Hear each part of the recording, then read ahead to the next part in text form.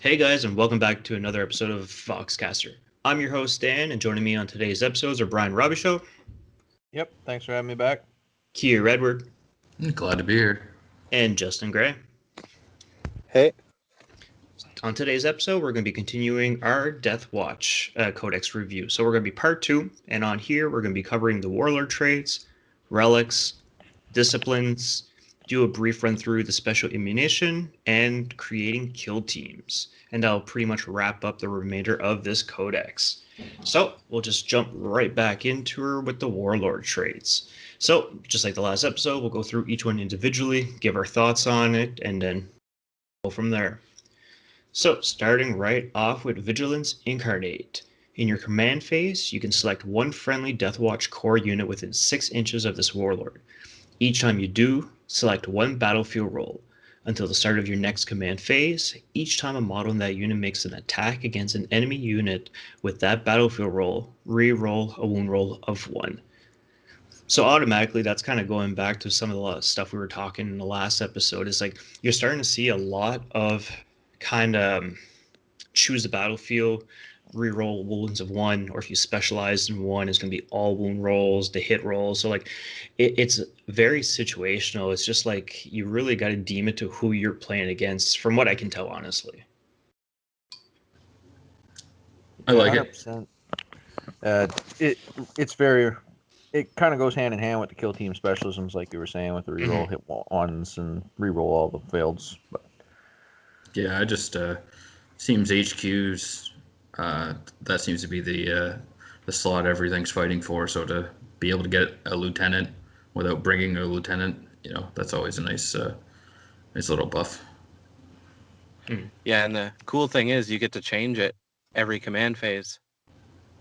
Yeah, it's true. Each time you do select one battlefield roll, and it seems like a lot of them, that's what it is, and especially if you specialize your team into it.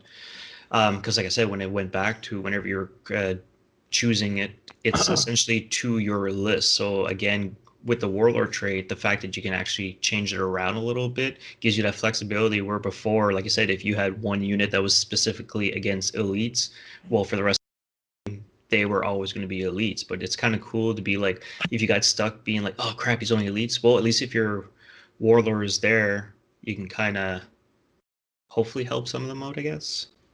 Well, if it's a captain, he's pretty much a captain and a lieutenant all in one. Yeah. Yeah, it's just I don't know. It's okay. The more I think about it, it gives you some flexibility, but there's so many, like, it's only core units and they have to be within 6 inches. So it is dependent on your captain being in the right spot with the right unit to be able to target and get shots on the correct unit. Like, I mean, you can kind of customize it, but at the same time, your opponent can also play around it. They can kind of just feed you what they want. You know what I mean? Like, if they know you only shoot 18 inches and move 6 and your captain's over here, they do have some control over how much value you get out of that. Yeah. Next one, Paragon of their chapter. Select one Warlord trait from the chapter Warlord Traits for the Chaos. Man, I'm going to keep saying Chaos. I got Chaos in mind. I got too many Black Legions sitting in front of me. Excuse me. See Codex Space Marines for this Warlord. Replace all instances of that chapter's keyword in the Warlord trait with Deathwatch. If this Warlord has the heraldry of one of those chapters, or other than Crimson Fist, Black Templars, and Flesh Terrors, one of their successor chapters, you must select that chapter's Warlord trait. Note that this cannot be chapter Warlord trait found in a Codex supplement. So again, it's kind of going back. I do how like to keep saying like in the chaos, or yeah, there I go saying again. In the Space Marine Codex, I do like how it's kind of like you can just kind of grab from what you need, because again, Deathwatch is essentially all the ones that you know. It's all kind of crammed in, so it's nice to be able to choose from those ones. I like that if you have your Warlord painted, say, as an Ultramarine or something, you got to kind of take that trait. That's a neat little thing they added in there.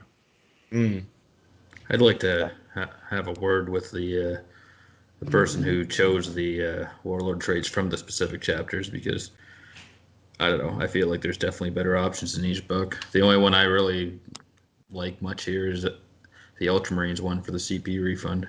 I don't really think anything else I don't really see building lists around many of these other ones. No, but I mean, hey, if you're somebody that likes playing Ultramarines, like you said, or if you really like playing Crimson Fist, at least hey, you can grab a trait from them or You something. can't But pick Crimson Fist. It says thanks. that. Or you know what I mean. I just chose one. God damn it, Brian.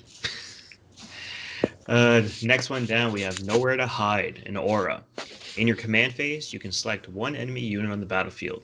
Until the start of your next command phase, while a friendly Deathwatch core unit is within 6 inches of this warlord. Each time a model in a friendly unit makes an attack against that enemy unit, it does not receive the benefit of cover to its saving throws against that attack. It's fine.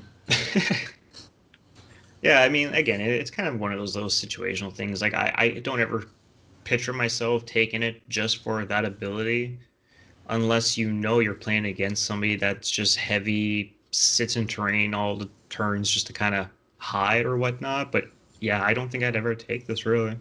Well, and there lies the problem too. I mean, if you go to events, your list is already submitted, Yeah. so it's not teching against a specific opponent for something. I mean, you know, I you have so much neg 4 shooting, neg 3 shooting, and all that stuff. I mean, the army can literally build a list around sitting in tactical doctrine from the start of the game and things like that. I don't see this being in very many lists.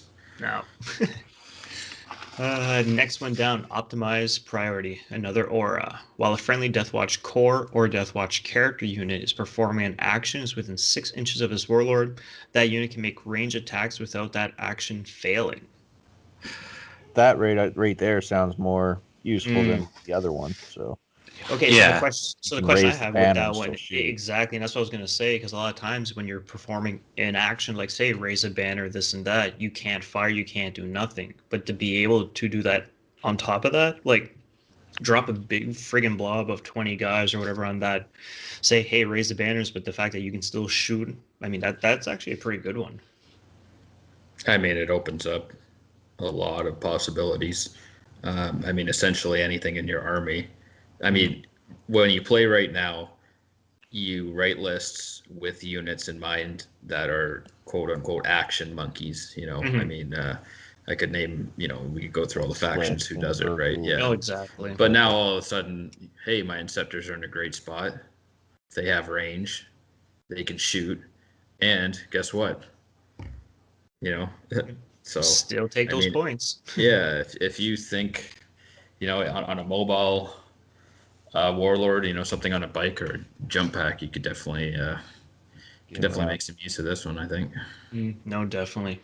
Next one down, we're looking at Castellan the Black Vault. When mustering your army, you can give one of the following relics to this warlord: Endmine Mantle, Artificer Armor, Mastercrafted Weapon, Digital Weapons. This is in addition to any other relics they may have, and each relic in your army must be unique. So, the opportunity to actually give a character two relics, that could be actually very huge on top of that, too. Yeah, it's okay. Um, yeah, I mean, being able to throw a 5 up, feel no pain on something's always nice. Mm-hmm. You know, I think that's the winner here because the Bane bolt is just a jacked up bolt gun, and you know, I don't know if you're going to get enough volume of fire out of your warlord to justify giving him a special issue ammunition cache. Mm. Because I think it's just bolt guns now. I think storm bolters aren't even a part of that now, unless I've misread something here. Mm. I haven't actually got the relics myself, but I mean, hey, you never know. There could be some combination that we might not be seeing that everybody's like, oh man, you equip this guy with this one, and boom, and yeah, you never know.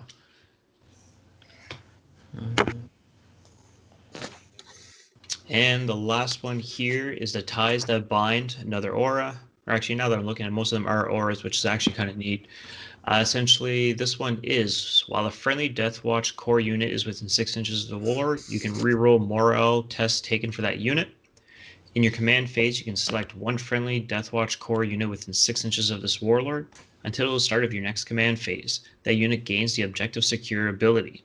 If a unit in that unit already has this ability, it counts as one additional model with determined control of an objective marker. That is pretty big. That is a neat one. That's kind Yeah, of like what Justin's doing with his blade guards. Yeah, I yeah, mean, Go ahead, Justin. It's pretty much a weaker version of it because it's only selecting one unit. Oh, well selecting. No, it's the same. It's the exact same thing. But like, I mean, it's huge. It's just like you just drop whatever, and like I said, a lot of times core units are mostly what's going to have objective secure. But I think in a your pinch, it's nice to elites and have. stuff. It depends on you having a captain or a warlord that wants to be in it. So you definitely want to put it on someone you're planning to get in the fight. And the fact that it happens in the command phase, and then you score your primary at the end of the command phase, means that you could totally use this in situations to snag yourself an extra 5 victory points. So, yeah, and I don't see that it's limited. Is it once per battle? Or no, can, this is just so every phase. command phase, if you're within 6, you can just say, oh, these 10 intercessors are 20, or whatever, a core unit. So whatever, let's say Inceptors, because they're everywhere now. Yeah. These 5 Inceptors have OBSEC, or these 5 Blade Guard have OBSEC. So essentially, if you have enough foresight and you're good with your movement and stuff, you can definitely get some play out of this to actually win you missions. It doesn't seem the most flashy, but I think of all of them, this is probably the best one of just this list here. I'm not comparing it to the Universal Space Marine ones, but I think just from the Deathwatch I'd tree. agree with you here no, on that. definitely, yeah, definitely. The Ties That Bind is probably their best warlord trait right here. Yeah, this one's pretty good because it just gets you points. Like here said, if you can pre-plan your movement. But it's different than the obsect one out of the Space Marine book because that gives everybody within 6 inches obsect, but it doesn't double your count. This one actually the double the doubles count it. one's really big too. Yeah. Yeah, I think that one's more interesting, especially because I've been noticing more and more that a lot of the SM lists have kind of sort of moved away from troop options, and I don't think Deathwatch is one of those. I think they still want intercessors and infiltrators and the likes. So I think you'll readily have that option available to double their count. And I mean, if just turning 5 infiltrators into 10 models probably wins you an objective, unless you're against a horde army. Or Necrons. They're like on the cusp of horde. I mean, if they're running like 20 warriors, I'd call that horde enough.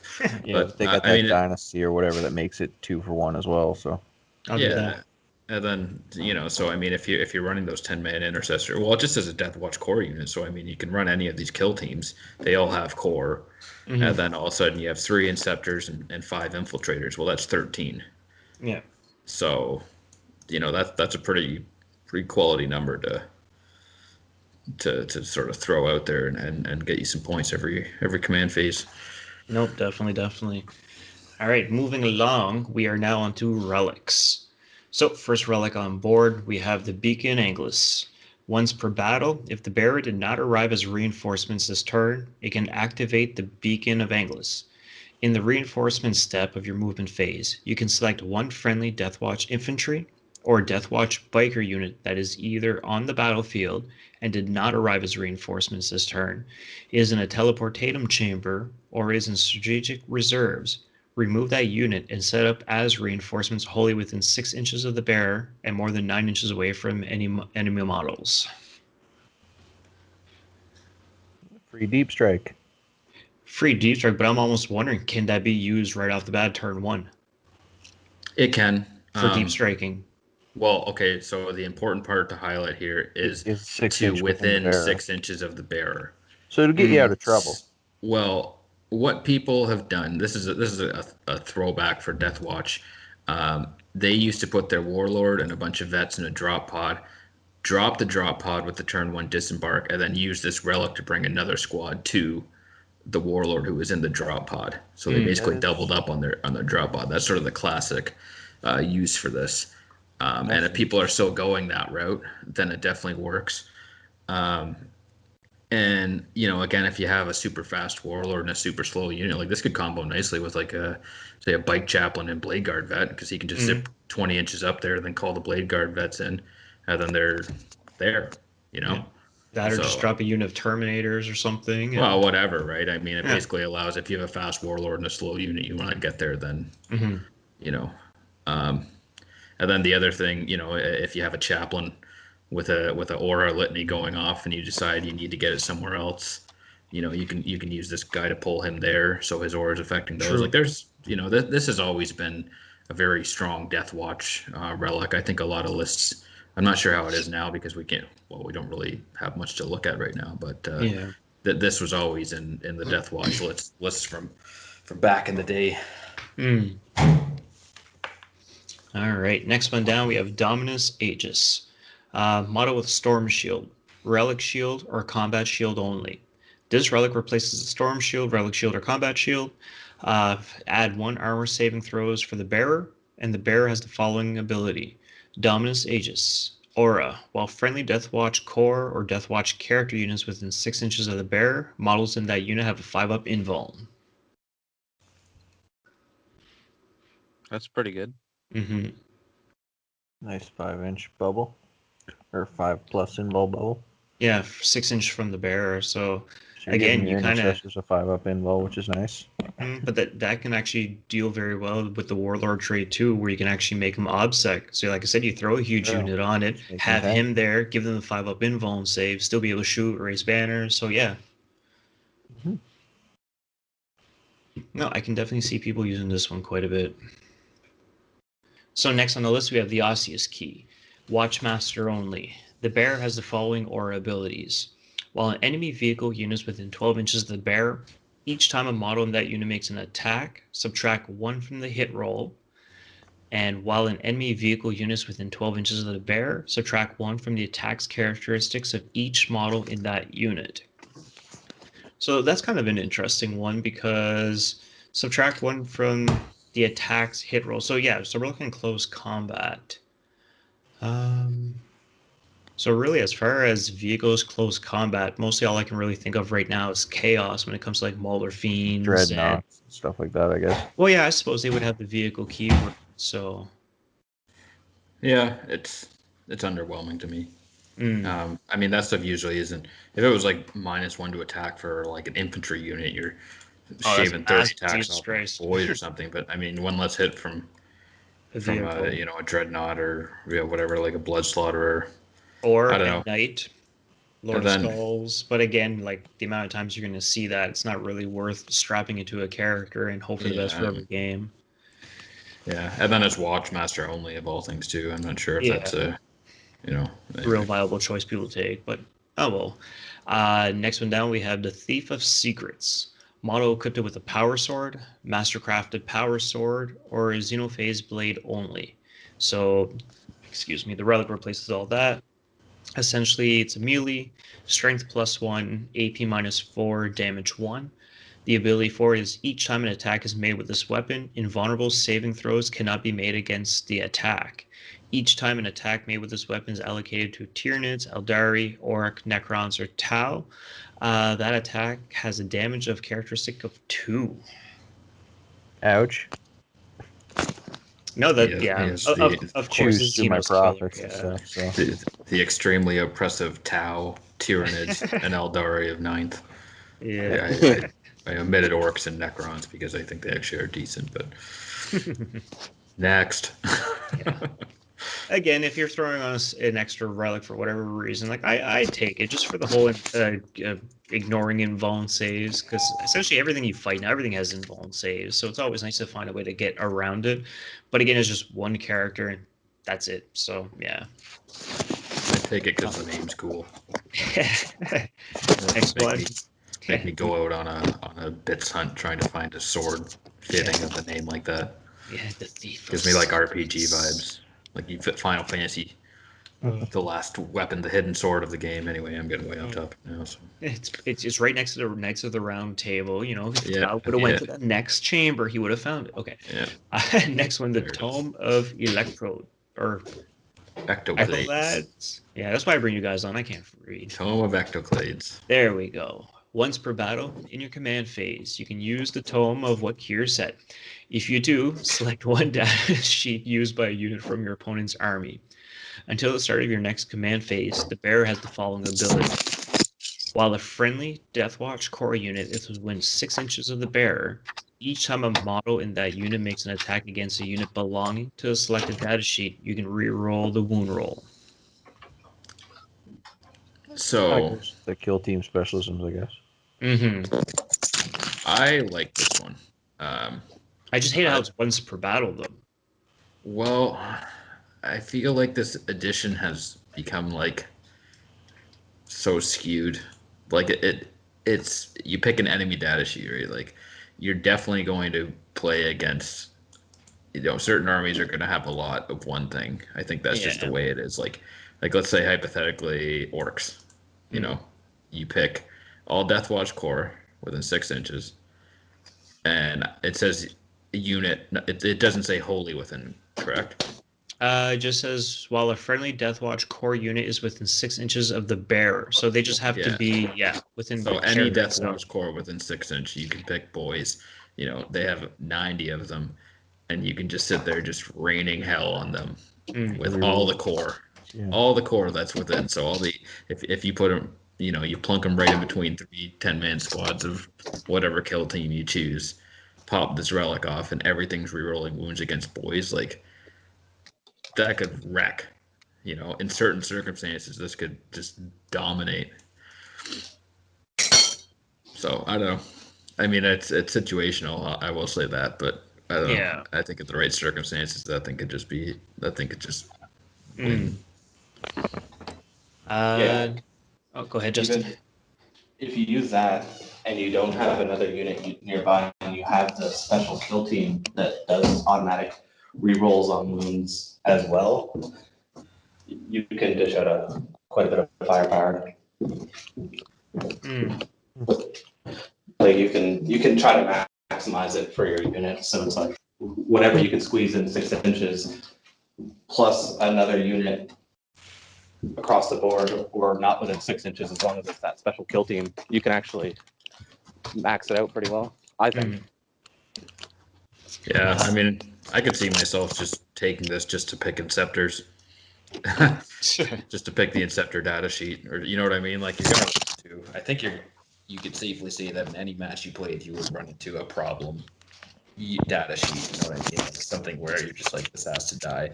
There would be a little bit of setup, sure, but I mean, I don't know, real wounds. Something good to have in your back pocket. Sure. Yeah. And if you're proccing mortals or something like that, it just says reroll wounds, not failed wounds. So I mean, like you could go if you're fishing for something, like against Admech, for example. I mean, Admech have 100 monks now. You just pick that data sheet, and as soon as you get true. the chance, even if there's multiple units of them, it's still a data sheet. I mean, most of the lists I see, people are heavily favoring 1 or 2 different units. So I don't think it's unreasonable to say that in most games you would have something that made a lot of sense to use this on. Yeah. So next one down is the Antimine Mantle. Each time the bearer loses a wound, roll 1 dice. On a 5+, that wound is not lost. So essentially, feel no pain. Yeah, it's the next few are just copy and paste from the universal, right?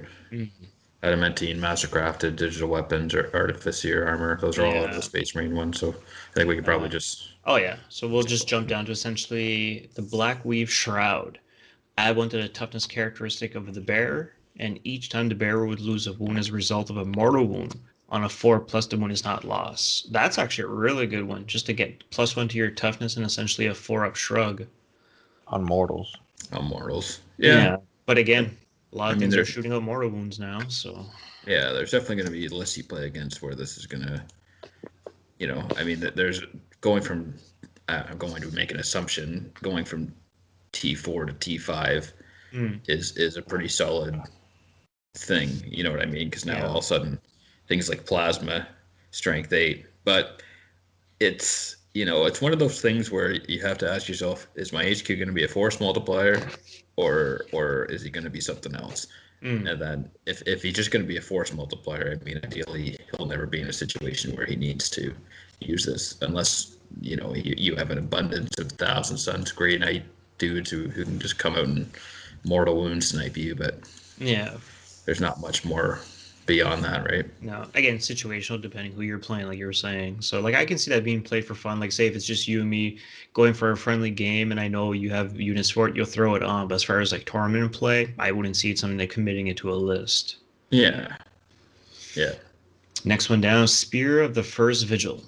Models equipped it with the Vigil Spear only. This relic replaces it following profile. So first one is a 24-inch range, rapid fire 2, strength 4, AP -1, 2 damage. That's actually the shooting ability, and it also has the melee, which is +2 strength, -3 AP, 3 damage. And abilities for the shooting profile, it can actually have special issued ammunition. Yeah. It's pretty good. It's a pretty good weapon, especially if, like I said, if you're giving a character a second relic, it would just be a good relic to throw on him just for an extra little punch. Especially Yeah. if the character wants to get into it, but is also wants to stay back a bit. Yeah, like a jump pack definitely- Libby. You know, it's when all things stack up and tactical doctrine and you know, SIA and stuff, like, you know, it could put out some hurt. Rapid fire 2. Not bad. Next one down we have is a Soul Fortress, librarian model only. Each time a psychic test is taken for the bearer, you can ignore any and all modifiers to the test, and also increase the range of the bearer's psychic hood ability to 24 inches. So I'm not too familiar with the psychic hood ability is. I'm not sure if any of you guys can catch me up on that one. Yeah, it's just it just is a, I think, +1 to your deny. I'd have to double check. Okay. Yeah, it's a +1 to deny within 12. Oh, okay, Yeah. so it essentially doubles the range for it. So again, could be really good. And especially the modifiers could be good too. So yeah, and I can see this being a pretty solid one to have on, like I said, just throw on a library and just for the extra. I feel like ability. I'm lying when I say 12. No, you're right. It's 12 inches. Oh, okay. Yeah, I don't know. Space Marine librarians have, I don't know. I stopped running them in White Scars for once ninth hit, basically, once the changes to Overwatch happened. So it's not really you know. Yeah, with all the power, all the other stuff that Deathwatch gets, I don't know how practical it would be in their army. You know, true enough. And especially like I said, it is librarian only. So I again, wonder- Librarians aren't prevalent in Marine lists anymore. Yeah. Yeah, I mean, it just, right now anyway, things could change down the line when some of the more psyker heavy codexes come out, you know, like Grey Knights and Chaos and stuff. This might matter more. No, But I can't really, like, just off the top of my head, aside from Space Wolves, I can't really think of many negative psychic modifiers. So maybe that's something that's sort of shadowing things to come in this edition or something. I'm not sure.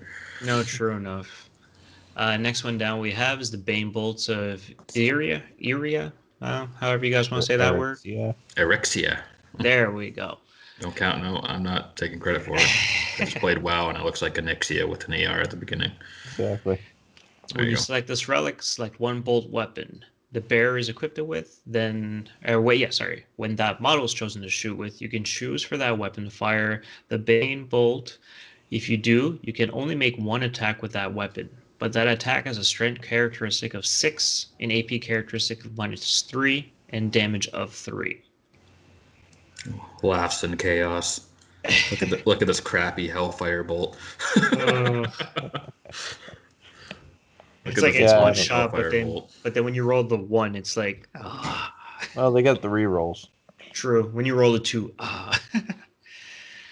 next one down is the Forkin pattern. Oh, Jesus. What's with these words? I'm a simple man. I can't read these words. I'm not helping you anymore. All right. Let's try it. I don't know. I would say Auspic action. Sure. Just Auspic action. That's what it looks like to me. Auspicticor. Leave in the comments below if you know the proper pronunciation, and I will say it on the next episode. The bear has the following abilities. Jesus. Say that one, Dan. Wait. Okay. Omnikinopticon aura. While friendly Deathwatch core units within 6 inches of the bear, each time a model in that unit makes a ranged attack against a unit that can fly, add 1 to the attack's hit roll. I'm glad that's just a relic. It's an aura. Never mind. Yeah, it's an aura. I mean, there's situations where I would like to have this, but I don't actually Right. see Especially- myself ever writing it into a tournament list. No, I mean, No, No, really, I just have a lot can't of see right, you yeah. doing that. if you knew there's going to be a lot of Elder at that tournament, sure, but I Not mean, I even that. definitely Yeah, I but definitely even played against now- my White Scars list. It's all Inceptors and Vanguard vets. yeah. Well, I Plus suppose, 1 to hit against the whole army. it just has Yeah. can fly. Yeah. No, true.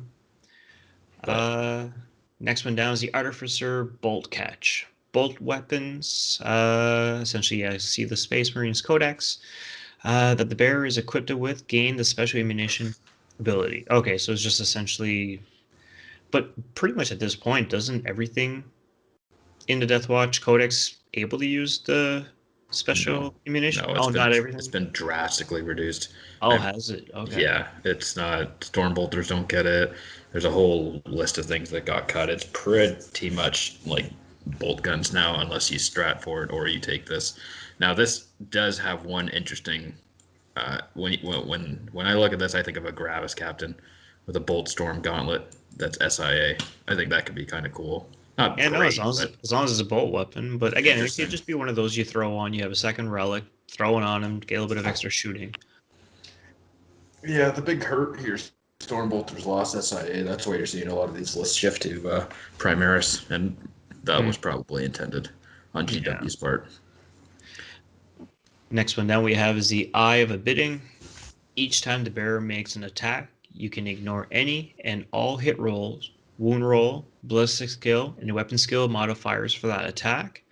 And each time the bearer makes an attack on an unmodified wound roll of 6, invulnerable saving throws cannot be made against that attack. That could it could be pretty good. You're just more or less ignoring it. Like I can see this being much better back in 8th whenever everything's stacked. But now we're, like I said, you got the most -1. It's like, okay, you ignore the -1. And I mean, they can stack it, but again, it's still just going to ignore it. But It's hard to choose that going into a tournament, I guess. Like, Mm. it would be nice if they transhuman and you can just ignore their modifier, but I suspect that would count. You go- Transhuman, as it stands, supersedes all. Okay. Like from last I heard anyone talk about it, transhuman was like the be all end all of wound rolls. If the dice said 1, 2, or 3, it failed. Period. Yeah. I think for this, you know, there are other armies that I think would like it more. I just don't really imagine Deathwatch running like a smash captain, so to speak. Like a lot of these offensive things, because it's I mean, to me, and I haven't played against them in a while, but they've always sort of seemed like this shooty gun range kind of army to make these builds on your HQs that are, you know, all about them doing damage and stuff. It's like, yeah, it seems like you're pulling yourself in a different direction than what I would think a Deathwatch list would try to accomplish. unless maybe that's what they're really trying to push for, is just to give the variation where instead of just stay back and really try to focus half shooting, half melee, maybe. But I've been finding that even a lot of codexes, like I'm even just going back at the end of 8th whenever the Psychic Awakening books came out, as Dark Eldar, it was really weird how whenever you would look at the Cabal, a shooting portion of Dark Eldar, but they were giving all these abilities for close combat. But then you would go to the Witches, which is your close combat attacks, and they give you bonuses to your shooting. So it's just like, are you trying to force us to do something a little different with them? But Yeah, I think GW has some denial towards the idea of skew lists, and they add these things and just sort of shore up weaknesses when, you know, for as long as I can remember, anyways, the game has been based around just having a unit or a list that does one thing really well and just doing it really well. Like the all-comer lists don't really. I don't know, yeah, and I mean, again, you know, talking about trying to push Deathwatch in this melee-driven sort of thing. I mean, you can't sit here and show me an army that can take 30 plasma inceptors and tell me I'm supposed to be in close combat. That just doesn't fly with me. but just think about it, you hit them with the gun so hard, so when it blows up, you just take both of you guys out at the same time. Done. Kamikaze. Done. No. I appreciate the effort, but no. As we continue on, we are now on the Xenopurge discipline. So, first one, Premorphic Resonance. Blessing. Any Overwatch attacks made by a unit scores hits on a 5+. If that unit starts the fight phase with an engagement range of any models in, it can fight first in that phase. So that'd be good, like I said, especially now. I find the big part with that, and it even caught me off guard, is like if a unit is in close combat, but they didn't charge that turn, your opponent's the one that goes first now, which is really, really big change. So at least this way, I find you're starting to see a little bit of things like that, where it's like, okay, well, I didn't charge you, but I still can go first. And the last one on it is each time a melee attack is made by a model in that unit, add one to attack hit rolls. And again, we're still looking at more close combat oriented. Yeah, I mean, it gives you. I'm like maybe on if you're running like 5 Outriders, this would be good, because they can pump out a bunch of shots. So then that +1 to hit means then they get charged and they get fight first, and they're hitting on 2s now. So I think there's certain units because you kind of want to use it on something that can make use of as much of it as possible, right? So getting the 5-up Overwatch, I don't know. That's I think Outriders would be a good unit to be on the receiving end of this, or maybe aggressors if people still run those. Because it's any Deathwatch. It's not limited to. Yeah, it's just as a warp charge value of 6. If manifested, select one friendly Deathwatch unit within 18 of the Psyker. Yeah, so you could even go into things like, a Leviathan or something like that. I don't know. It's a good spell. I think it's a good spell. The Overwatch point's kind of subpar, but I don't know. You do get that free Overwatch against like orcs and shit, but yeah, especially where you're paying the CP for Overwatch. So it's going to be like you're going to have to know which unit they plan on charging to really make it matter.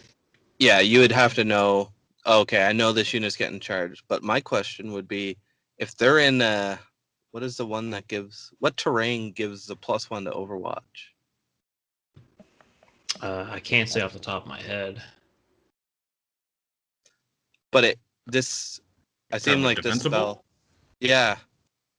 Yeah, defensible cover or something like that. Yeah, like if you're in defensible cover and you pop this, you're now hitting on 4s. Yeah. That's could be something. Would you though? Because it's still stacking to hit, where you can't go more than +1 and more than -1.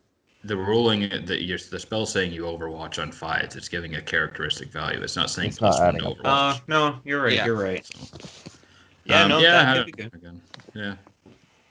I mean, all of this sort of revolves around if you're actually bringing a librarian, which I'm not sure. You probably wouldn't. Hard to say. I don't know Deathwatch at all. It's been forever since I played them. The last rendition I know of them was the one I spoke about already with the drop pod nonsense. Yeah. Next one down we have is Fortify with Contempt. Another blessing. Warp charge value of 6. If manifested, select one friendly Deathwatch infantry or Deathwatch biker unit within 18 of the Psyker. Until the start of your next psychic phase, each time a model in that unit would lose a wound, roll 1d6 on a 5+ is not lost. So again, 5-up shrug. It's a solid one. Makes them that's tougher good. than Death Guard. Well, it gives you, you could put the apothecary in one place, and then be covered somewhere else too. I mean, if you're engaging on 2 fronts, you're kind of covered in both regards. So then if it says Deathwatch infantry or bike. So again, this one makes me also think, if you're running 5 Outriders, they're already tough enough to chew through and get down. And now, well, actually, Deathwatch bike. I wonder if you could give the ATVs the invul. As long as they have the biker keyword, I can't see why not. That would be hilarious, dude. They do have the biker keyword. Yeah. So you could totally run 3 Invader ATVs with a 5-up feel no pain, and then bring it back. That would be so hard to kill. It's kind of hilarious. How many wounds are? Yeah, because how many wounds are the bikes? 4? 8 wounds? The Invaders are 8. Oh, Jesus. Okay, never mind. The Outriders are 4. The Invaders are 8. There we go. Yeah, the Apothecary can bring it back with full wounds. Jesus. But you could make a really, I don't know. Did they get core as well, or? I believe they get core. Really? So you could sit there and give it OBSEC and a 5-up feel no pain and just park it there and I don't know if they did. Good Lord, man. Yeah, I'm starting to see this nice little combination kind of running right now. I'm checking to see if they have core. And then the other question is, how much bolt weapons do they have to justify using the secondary, the specialist, the SIA ammo strat on them? Mm. Because I think they have double auto bolt rifles or something too, if I'm not mistaken. To make a nice little thing No, here. they don't have core. They don't have core. Oh, okay. I was gonna All say. right. I mean, it's only 3 models anyway, so it's not the be all end all. But it's interesting how resilient and unkillable you could make that if you wanted to. That's a good spell. Yeah, Very no, good it's spell. so far, I like I mean, said, so far so good. as a chaos player, the Deathwatch get delightful agonies now apparently. So good for them. Number 3, we have Neutral Void. Pretty much has a warp charge value of 7. If manifested, select one enemy unit within 18 inches of the Psyker until the start of your next Psychic phase. Subtract 1 from attack characteristics of models in that unit. That's a huge one. Each time a charge is declared for that unit, only the closest enemy unit can be selected as the target of the charge. That's hilarious. That's amazing. Wow. That is amazing. And so now not only can you buff these invaders up to the 9s, but you can just park them so that you have to charge them with this other spell. Yeah, like say like you drop down like 30 That's blood great. letters, and then you're like you want to start tagging shit, be like, nope, you can only do this one. I'm sold on a Deathwatch Librarian. If you're playing Deathwatch, I think you should bring a And Librarian. you were so skeptical about it. Now we know. No. Now you're misconstruing what I said. I said I don't think Librarians are very popular in Marine lists. Okay, and now With those 2 spells, though.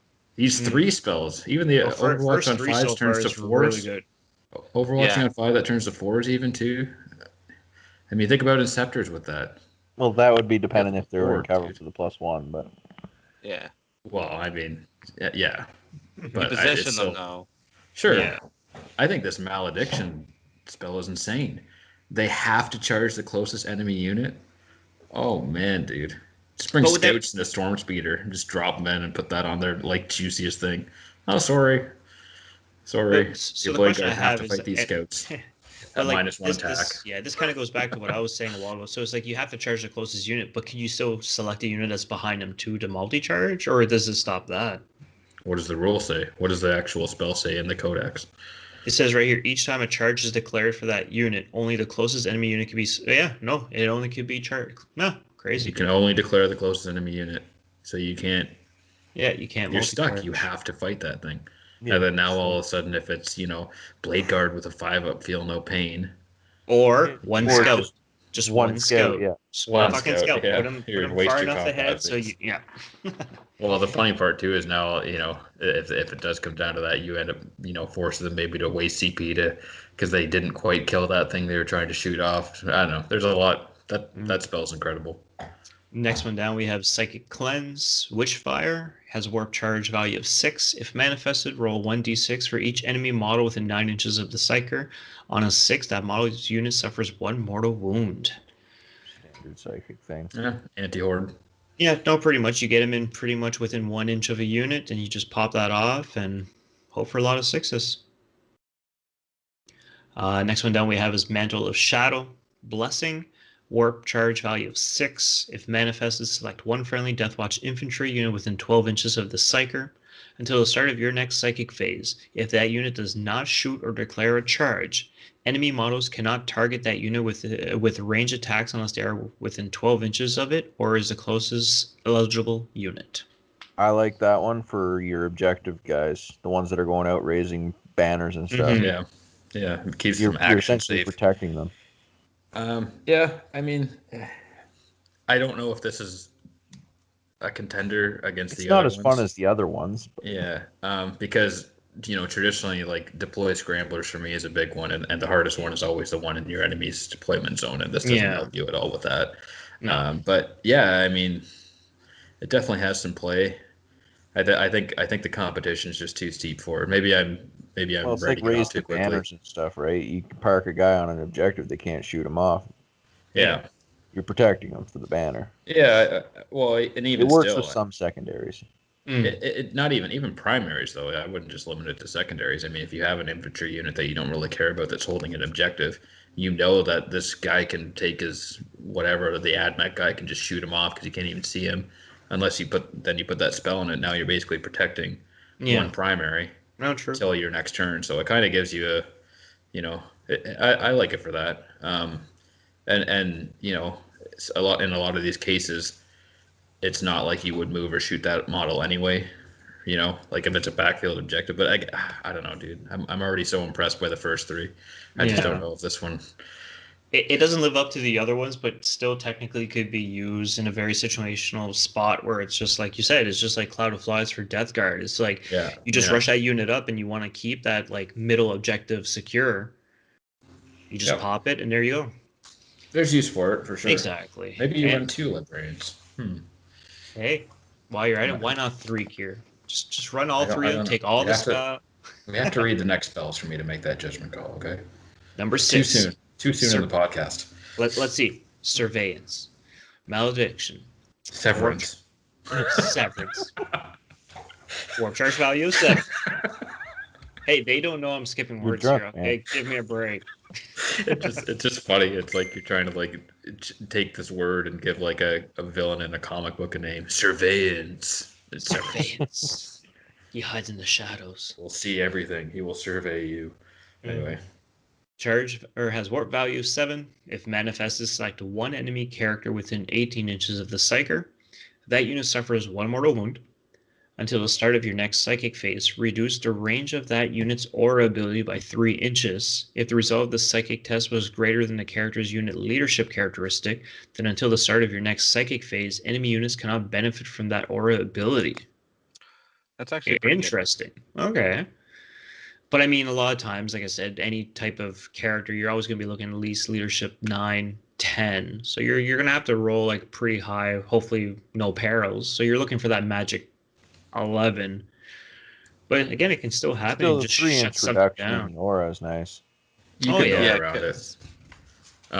Because I think one of the kill teams involves a Reaver squad, and then people are bringing the Reaver Lieutenant. So that's -2 right there. You could take +1. So Oh, I now all of a sudden suppose, yeah. that's a 3-point swing, and now you're shutting off potentially Rights of War, which could really mess up some people's plans. Because you know, you want to talk about linchpin auras for armies right now. Correct me if I'm wrong, Justin, but giving Blade Guard Vet Sobsec is a pretty big deal. And then now you Yeah. can shut it off potentially. Mm. That actually hurts quite a bit. So I think, you know, if you take one of those kill teams and yeah, you do end up running something like Reavers or something. I mean, it even is justification just to bring a 5-man unit and still run that Reaver Lieutenant just to do this, just because when you do, not if, when you end up in a Space Marine matchup, you have this flexibility to, you know, it seems like they have a lot of things actually, now that we sort of talked about it, that can really swing the victory points in your favor when you stack it all up. I think with a lot of practice, you're going to see some pretty good builds. One that I actually see this working really well with, and like I said, as a Death Guard player myself, you got the Foul Blight spawn that has the whole aura where you fight last, shut that down, charge in, you take them out. Alrighty, so next thing we're going to jump into is we'll look down at the data sheets where the war gear and weapon list. We're not going to go through them all, but I really want to just kind of take a quick look through the special issued ammunition, just to kind of, in case anybody's not too familiar with what it actually is and what they can actually do. So pretty much we have 4 different ones you can choose from. The first one's the Dragonfire Bolts. Each time attack is made with a weapon firing this special issued ammunition, the target does not receive the benefits of cover for the attack. That's pretty good in itself. So, but again, it's Situational. yeah, but I guess there's a lot of times that you actually do see people using cover because a lot of times a lot of objective markers will probably end up falling. Well, Yeah. terrain made a big difference this edition too, so you are going to get that bit of a play in it. But I guess we're going to find out which other issued ammunition would be better. I can't see that being the top choice. Well, no, and that's the thing. You can always switch between them. Like you it's not like this unit is specifically just Dragonfire. Exactly. It's like the starts, and if hey, You you got a picked whole it or unit, whatever. exactly. Next one down we have is the Hellfire rounds. Each time an attack is made with a weapon firing the special issued ammunition against a unit that does not have the vehicle or Titanic keyword, add 1 to the attack's wound roll. See, that one's better already. Oh yeah, well, especially like I said, if you just and I guess that kind of goes back because wasn't that what was kind of used with the storm bolters back? So like you had like 4 shots per. You add this was just mass fire +1 to attacks They walls and they nerfed it, and exactly. it used to be always wounding on 2+s, so that's what was. Ah, If it gotcha. wasn't vehicle or Titanic, like basically infantry, you Hmm. would always wound on 2+s. So you'd have, you know, 20 vets jumping out shooting 80 shots that always wounded on Rolls. 2s. Shit. Just weighted dice, right? Now it's just +1 to wound. So I mean, they're more subjected to modifiers. And Mhm. if it's an actual +1 to wound, then it's capped already, right? Exactly. Yeah. So you can't even make it any better if you wanted to. So Mhm. I mean, it has its use. You know, you always have situations where, you know, I mean, they always have the option, right? So Well, and that's the thing, and like I said, especially now, you're starting to see a lot of things at like toughness 5, and if you just have, like I said, strength 4, just even add that +1, you're wounding on 4s rather than 5s. So, yeah, and next one down, we have the Kraken bolts. Each time attack is made with this weapon, blah blah blah. Add 6 inches to the range characteristic. Improve the armor penetration characteristic of 1. This is cumulative with armor penetration bonuses conferred by combat doctrines. That's so pretty good. yeah, Hmm. that probably would be the Top one. go-to. Yeah. Yeah. And the last one on is Vengeance rounds. Essentially, this one is add 1 to the damage characteristics of the attack. Yeah, I mean that is what it is. Doubling down on damage. You know, certain cases going to be good, certain cases going to be terrible, like against Mm. new Death Guard. And that's what's nice about this. Like I said, it's just you choose which whenever you need. Yeah. So whatever situation you're in, you're like, well, I'll take the Dragonfire if they're in cover. If not, if you already have a weapon that has a decent amount of AP, just add the extra damage. You're damaging on 2s, or have 2 damage now. And but in each their own, like they're very good. I think the only one that you're probably not going to see a whole lot is the Dragonfire. But the other 3, I can see them just easily being able to recycle through them in every situation. Yeah, Yeah. Dragonfire would be situational on the terrain you have on your table. Yeah, exactly. Yeah. I Or mean, like I like, said, if you have like that one unit that's actually on an objective and you really need to clear them out, and like you have no AP, then yeah, you just throw that on to at least minus their 1 armor save. So like even a Marine unit, instead of being a 2 up, they're now a 3 up. So yeah.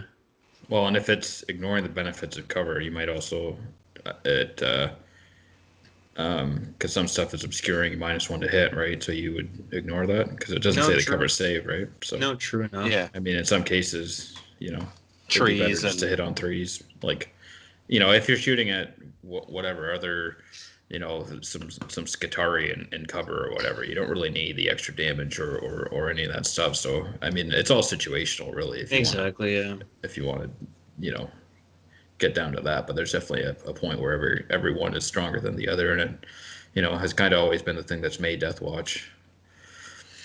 Yeah. All right, so we'll finish this episode off with the creating the kill teams.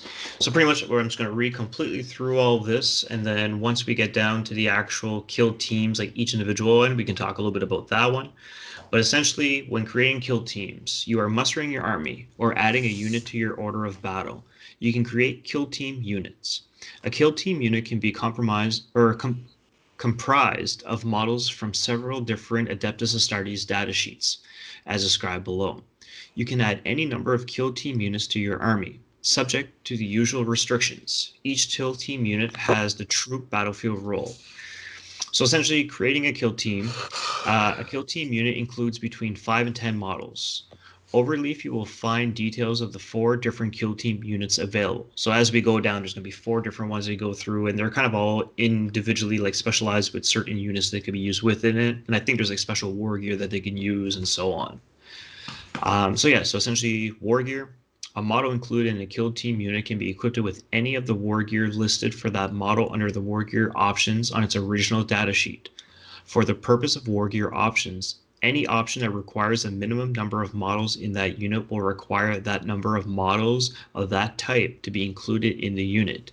Example, one model can be equipped with an Astartes grenade launcher for every 5 intercessors or intercessor sergeant in that unit, not for every 5 models of any type. Abilities. All kill team units have the mixed unit ability. A model in a kill team unit retains any ability that applies to that model on its original datasheet. If a model in a kill team unit has an ability on their original datasheet that requires every model in that unit to have that ability in order to be able to use it, then they can only use that ability if every model in their kill team unit has that ability. So like I said, so I'm already starting to see it's like it's going to be great to mix them up, but it's whenever you're going to start getting to those special abilities that like that's very specifically like to them, then by the looks of it, unless that's all that's left in that unit, or you just make sure that unit by itself is a 5-man unit, then you're still going to be able to use them. Mm-hmm. So like they have a little example here. It's like Elliot creates a Protheus kill team unit that contains 1 Watch Sergeant, 4 Deathwatch veterans, and 5 Deathwatch Terminators. Before this unit is set up, Elliot uses Combat Squad ability to create 1 unit containing the Watch Sergeant and 4 Deathwatch veterans, and another containing 5 Deathwatch Terminators. This unit of 5 Deathwatch Terminators can be set up using the Teleport Strike ability. After using the Combat Squad ability, all models in the new unit have the Teleport Strike ability. Okay. And it would still count as a troop choice too, I believe. Yeah, you can combat squad them. That's one of the like main hype things around it. Okay. Next one right here we have is keywords. Models in a kill team unit do not retain any keywords from their original datasheet. Instead, kill team units have the following faction keywords: Imperium, Adeptus Astartes, Deathwatch.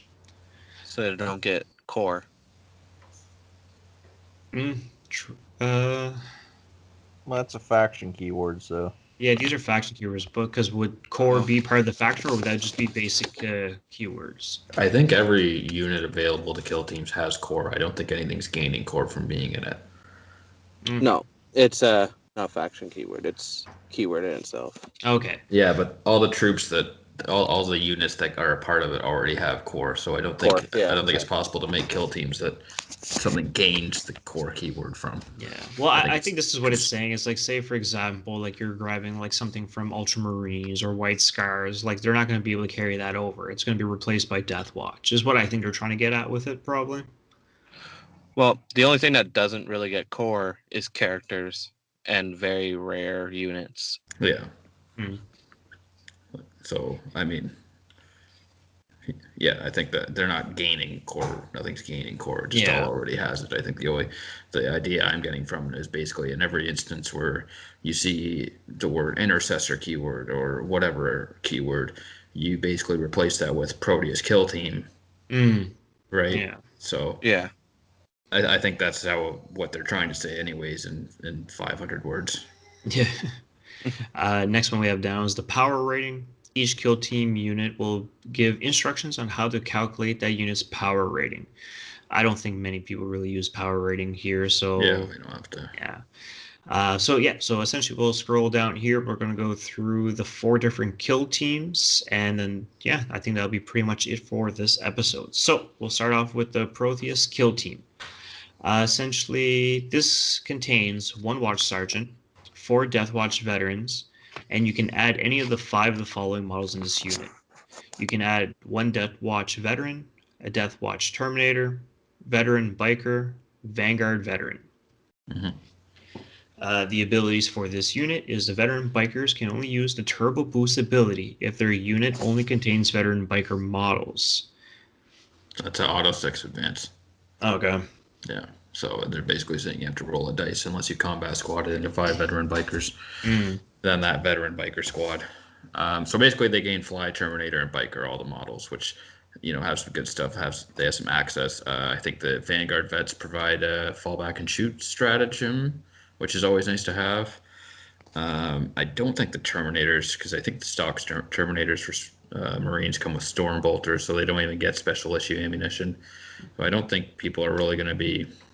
I don't know. I can't really see Terminators very much in this, but I could definitely see 5 veterans. Veteran bikers should still have SIA, and Vanguard veterans. If you so choose, you could definitely do some good stuff here. I mean, Vanguard veterans are one of the best Marine units in the game right now, so any chance you have to throw in those, I would definitely take it. And if you can give them OBSEC as well, Storm Shield, Lightning Claws, and it seems, as we talk about it more, Deathwatch actually, like you were saying earlier, do seem to have some viable stuff to boost their melee, their close combat. So, this seems like this is kind of the vanilla one, anyways, right? But it seems good. I mean, I don't really like the Terminators for it, but I think you can definitely create a very fast OBSEC unit. But here again, if with you that, like I so said, choose. you're choosing any 5. So, like I said, you don't even have to choose the Terminators, and that's what's kind of nice. No, about that's what I'm this saying. shit. Yeah. But the only other part here that they're actually showing is essentially the keywords. So essentially, the unit has the following keywords. Essentially, it's infantry, core, kill team, Proteus. So essentially, in addition, the unit can gain the following keywords. While a Prometheus kill team unit contains any Vanguard vets, it has the Melt of Bombs keyword. While a unit only contains Vanguard veterans with a jump pack, it has also the fly keyword. So essentially, it's like I said, if the unit only has one specific thing, it's kind of gaining the keyword that probably initially comes with it. But from my understanding, it's probably going to be losing it if you start mixing them up, is what I'm kind of gathering from this, essentially. Yeah, I mean, so the two interesting things here, like I said earlier, the Vanguard vets give it fly, but they also allow it a stratagem that lets it fall back and shoot. The bikers, I believe, give them access to a stratagem that lets them fall back and charge. So if you make this unit in combat squads, however you see fit, you're basically giving all those things, all those options, which in certain circumstances, like Vanguard vets that can fall back and charge, proc that shock assault on the lightning claws again, you know. I think the Terminator is the only interesting thing they would bring, because they seem like they just slow the whole unit down, but they have the teleport homer, so there's that. Yeah. I guess if you put one in and want to do that. Yeah. Next kill team is the Fortis kill team. Essentially, it contains 1 intercessor sergeant, 4 intercessors. You can add any of the following 5 units. Essentially, intercessor squad, assault intercessors, outrider, and hellblaster. And the war gear options are: any intercessor or intercessor sergeant can have their bolt rifle replaced with one of the following: 1 auto bolt rifle or 1 stalker bolt rifle. And any hellblaster can have their plasma incinerators replaced with one of the following: 1 assault plasma incinerator or a heavy plasma incinerator. Yeah. So this is the hilarious thing that happens. You get you share the keywords. So what ends up happening here is if you end up running the 10-man squad and you combat squad it with 5 outriders, you end up with 5 outriders with the infantry keyword and OBSEC.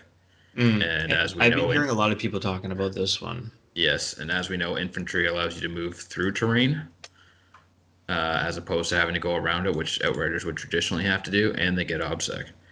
So I think you at least want one of these, because just having those bikers can literally straight beeline 20 inches to whatever they want to get to. Ability earlier there with the 5-out feel no pain on them, and yeah, it's just having OBSEC and the infantry keyword on these outriders is just disgusting. But from what I've been hearing a lot of people say, because isn't a normal unit of outriders only maximum of 3? Yeah. And this is a way to actually get a maximum of 5. Yes. Okay, so you end up with 5 outriders with OBSEC that can go through buildings, straight through buildings with the infantry keyword. It's disgusting. Yeah. And the abilities that they get are: the devastating charge ability only applies to the outriders units, and the outriders can only use the turbo boost ability if it contains outriders. So yeah. Yeah, that's +2 attacks on the charge and the auto 6 advance. Yeah. So they're going far and fast. Yeah, exactly. Next one is the Indominator kill team. A little bit of a writing error here. They have for the Fortis kill team. So actually, I just want to make sure that this is not just kind of like a copy and paste and they kind of screwed up here. This one's with the heavy intercessors. Oh, okay, but no, it's just like in the opening line is actually for Fortis kill team contain 1 heavy intercessor sergeant, 4 heavy intercessors, and you can add any of the 5. This one seems a bit different with the heavy intercessors, aggressors, inceptors, and eradicators. Right. Exactly. So rules as written, I can bring 5 heavy intercessors with 5 outriders with the infantry keyword. Perfect. Done. You want to be a stickler? It'd be hilarious. But Well, that's yeah, not no, bad. essentially war gear options, just heavy intercessor. Well, I'm assuming like all the war gear options. This is just something that they can normally do in the This is basic just data Codex sheets. Space Marine Exactly. stuff. Yeah, yeah. So the abilities that they gain is only eradicators in this unit can shoot twice when the unit uses the total obliteration ability. So it's nice to say like they can still use it even though it is mixed. Because so far all the other ones we've been looking at is it's saying that you can only use their ability when they're the only ones that actually left in that unit, or if you only have a unit containing just those. But here it just says that only eradicators in a unit can shoot twice, so they can still use that ability even though it's going to be mixed. Yeah, I could see you home basing 5 heavy intercessors and 5 eradicators, and then squeezing more interceptors. I don't know. This one, once heavy intercessors come out, I think Deathwatch are going to do really good with them Mm. because they can use that special issue loadout stratagem, and I believe they get special issue ammo on their guns, which are already nasty. Mm. So that's the big one. And then it's not a tough sell to want to spend the points on 5 heavy intercessors and 5 inceptors to me, or 5 eradicators and just Mm. combat squad them, outflank them, or whatever. I Yeah. mean, this is a very strong kill team. The only question I have is what are they doing in lieu of heavy intercessors? But I mean, that's not really a question Yeah. worth answering. But right now, are you even able to run this? Because heavy Mm. intercessors technically aren't out yet, or are people just proxying them for events? It's just a weird thing that until they actually release the kit, and once they do, I bet you this is going to be all over the place. Yeah, I bet you at Yeah, this point people are just kind of proxying them in because like essentially if you have the book, as long as the actual stat line is there already for them, I mean you still have something to use, but again it's your opponent has to be like, okay, well I'll allow you to do that. But I mean if you're just playing a Yeah. friendly game, I mean, but And Justin Well, was there are referring people. to the tournament, so Yeah, he a lot of people are bashing them too. mm, Yeah, because I would feel cheated if I got this book and me bringing 30. I know I keep circling back to this, but 30 inceptors to me, it's so boring, but so disgustingly disgusting. yeah. It would, I'd be salty if I wasn't allowed to access things because GW hasn't released a kit yet, or Yeah, because sorry, that's just on release. them really. Yeah, they released the Yeah. data sheet in lieu of the model release. So, but I think it's super strong. Yeah, You know, no. I'm Definitely one of still the better waiting for the ones. heavy intercessors myself, so I yeah, feel the but pain. like you could totally just run a whole battalion of just Indomitor kill teams, and all these units minus aggressors probably, but the other 3, if you just spammed those, you'd be pretty good to Yeah. go. Well, actually, your eradicators are they another unit you can only run in squads of Yeah. 3, or can No, you can you actually can have run more? 5. Oh, you Okay. can You can run run 6. 6. Yeah, 6. Yeah. Okay. I just But wanted to make you sure. you would competitively you only run them 5 like Blade Guard Vet, so you Yeah. ignore blast weapons. Okay. No, true enough. Yeah, that's when you start kind of putting yourself up for that. Just having that 6 guy, be like, oh well, I can hit you automatically with 3 now, and yeah. He'll basically get himself killed in more because of him. You'll just end up with less points. Yeah. And the last kill team we have here is the Spectrus.